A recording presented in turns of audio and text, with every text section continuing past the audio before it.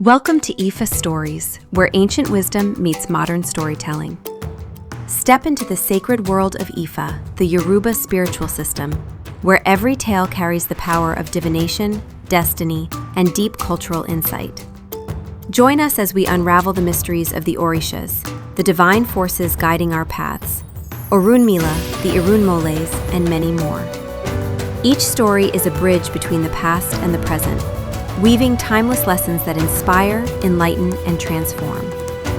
Embrace the wisdom, honor the tradition, and journey with us into the heart of Ifa. Subscribe now and let the stories guide you. To explore full Yoruba stories, Ifa teachings, and ancestral wisdom, visit our website, www.ifastories.com. Step into the sacred path for more resources and information.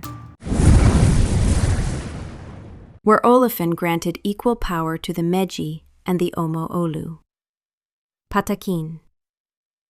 In this path, it was when Olófin summoned the 16 Meji, because each one of them believed that they themselves were the true representation of Olófin. When Olófin learned, through Eshu, of the dispute for power over the earth, he called for a council. At the council, each one of them demanded to personally embody the representation of Olófin. Olófin said that this could not be so. He said, "Have you considered that upon the face of the earth only one Odu cannot exist? You have imagined that when you have children, they will all be Meji just like you." All of them answered at once that this was true. Olófin replied, "You are completely mistaken. That cannot be so, because your children will be called Omó Olú, which means children of the king. From you yourselves, these compound signs, Omó Olú, will emerge. For this reason, all of you will place me within yourselves whenever I am represented by any Awo on earth, whether that Awo is Meji or Omó Olú, because they exist within the Meji, and as Olú, they represent me here on earth."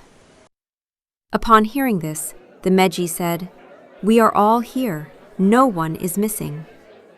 But Olófin replied, "No, there is one whom I have sent for."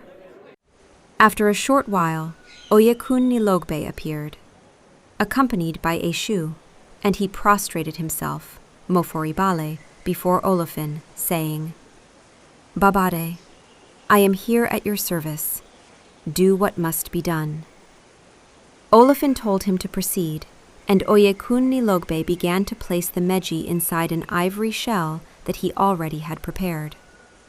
When he had passed all the Meji through it, he said, "Olófin, it is now done." Olófin asked him, "In which sign did you place yourself?" He replied, "Father, I placed myself in the middle of Oragun." Olófin said, "Very well. And why did you choose this sign?" He answered, "Because your own words determine that the Meji are not the only ones who rule over the earth, and because with this sign of Oragun, it is known that disobedience brings loss." After saying this, Oyekun Nilogbe knelt before Olófin, and the 16 Meji rendered moforibale to Olófin for being the first, that is, the first Omó Olú, who represents Olófin on earth.